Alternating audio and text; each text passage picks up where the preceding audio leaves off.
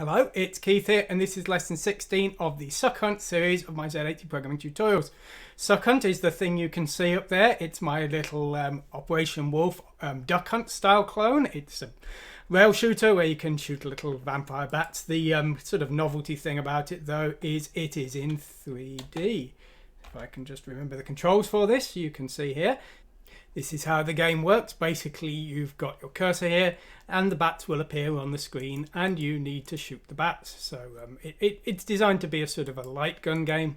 It does support light gun on the Master System, and I wanted to do a game that used some stereoscopy because I personally find 3D quite amusing. So that's the game we're going to be looking at today. Today we're going to be going over the code that handles the sprites and also a little bit regarding the bank switching. So that's what we're going to be looking at. The idea is maybe you can get some ideas for making your own little games.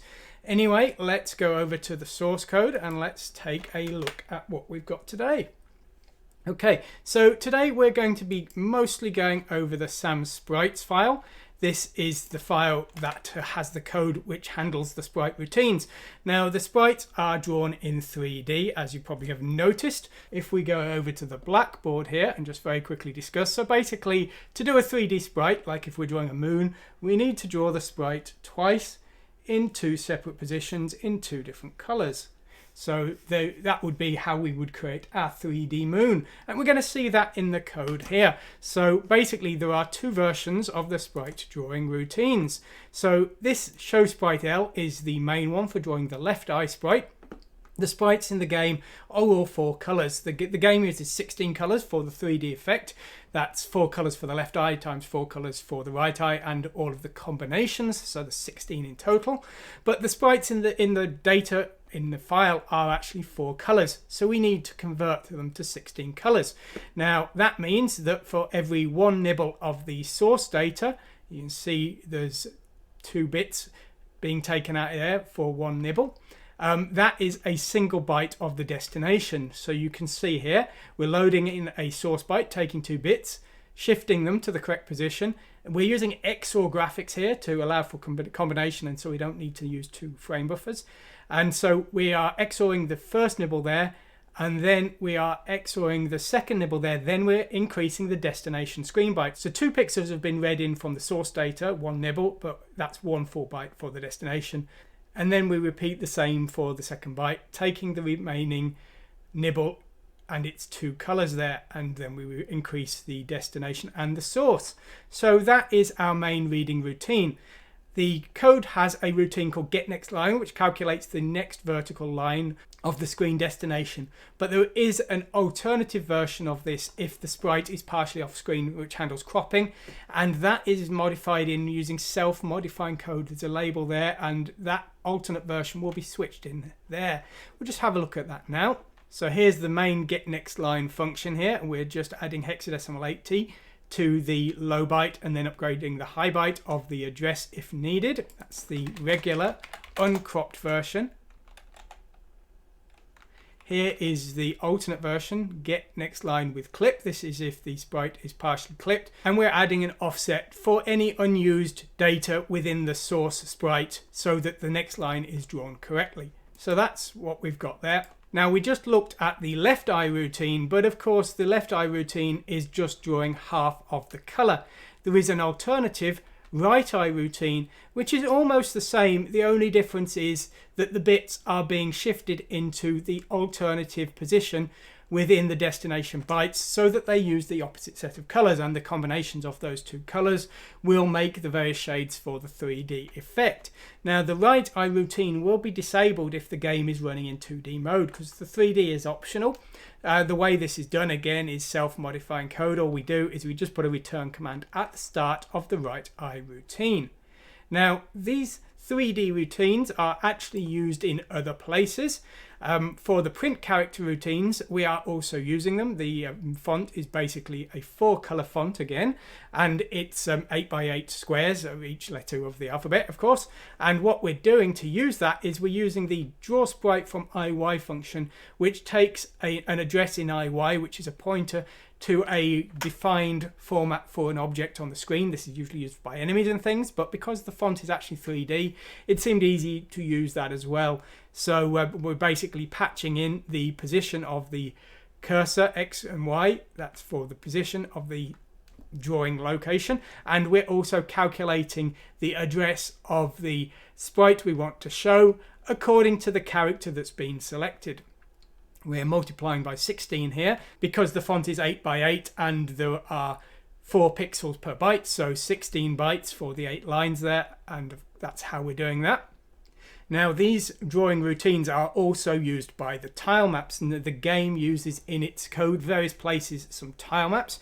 One is during the title screen, you can see here, and the other is during the introduction routine, which you can see just there. Now the introduction routine, the resolution is actually half height. We're doubling the height of the pixels. The reason for that is just to save memory. The tiles were too big for the original Amstrad CPC version, so we had to save some memory.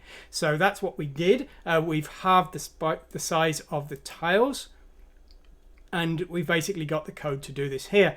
Now the tile maps themselves are stored in an almost 1 byte per tile format. So you can see here we've got our various tile maps here, and effectively for any tile under 255 they're just a single byte. So those are tile 0s, tile 1, tile 2, so on and so on. But when we go over 255, the first byte is 255 and the second byte is added to 255.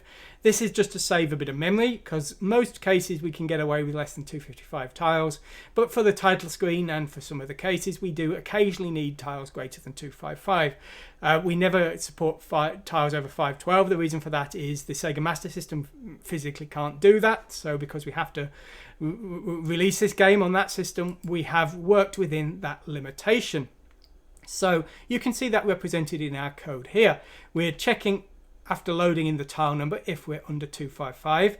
If we are, then we're reading in from the first bank, and we jump down to here and run this print tile half routine. If we're in the second bank though, we're effectively adding 256 times 8. Why times 8? Well, because the tiles are 8 times 4 effectively, and again each byte will contain 4 pixels, so there's 2 bytes per line, 4 lines, a total of 8. So that's why we've got that value there. Our print tile half routine will print one of these half height tiles. We're basically calculating the offset to the tile we want to show, and then we're basically using a modified version of the other routine, shifting the bits out. This time we have no 3D effect though, but again we've got the same kind of procedure where we're shifting the bits out and we are putting them into bytes for the screen and writing them to the screen. But in this case the tile map never actually needs a 3D effect. The title screen of course is 3D, however this was pre-calculated. The 3D effect isn't being created in real time, and for the 2D version we actually disable 12 of the colours, making them effectively not relevant. They're still there but you can't see them. They're set to their equivalent alternates in the left eye version so that the screen looks 2D and we don't have to have a second version of that tile map. So that's how I've done that. So that's the basics of how the sprite drawing works. Now one other thing I do want to discuss in today's episode is the challenge of working with all these different systems and their memory limitations. Now on the Sam Coupe the program loads in at memory address 8000, but the first thing I do is I actually relocate it. So you can see here at the start of the program we're imagining we're going to start at memory address 100.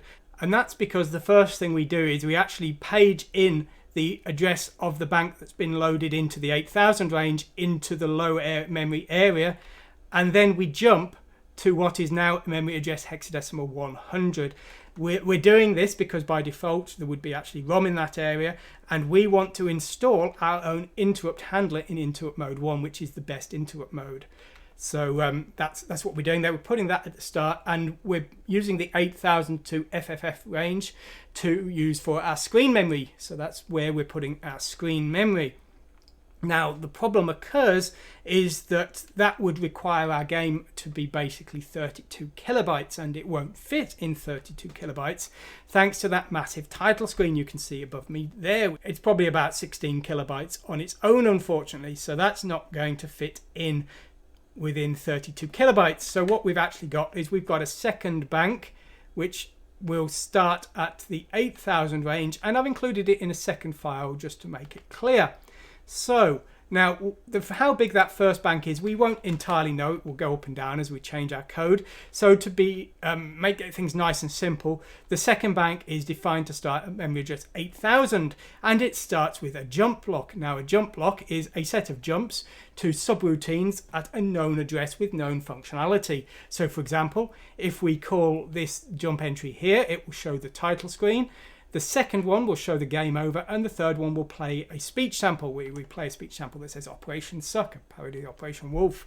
So we've got those. And now this is where I do something that some people might not like, and they might want to do something different. But what I do when I'm doing this kind of thing is I will take responsibility for calculating the addresses that are things that are actually going to happen at myself.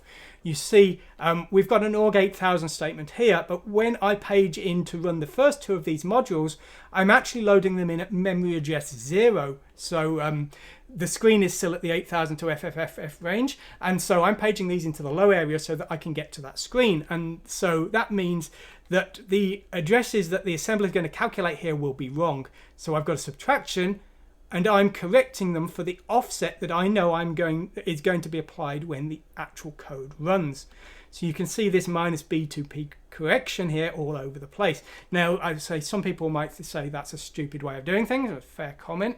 There are some assemblers that will cope with this kind of thing for you. So if you would prefer to use one of those, go ahead and do it. I prefer to take responsibility for doing all of this kind of thing myself. I find that if I know what I'm doing and I make sure I am strict with myself and make sure I keep track of everything myself, then there will be no problems. And because I'm not relying on an assembler to be capable of this, I don't have to find an assembler with a very advanced set of functionality, because I can solve the problems myself.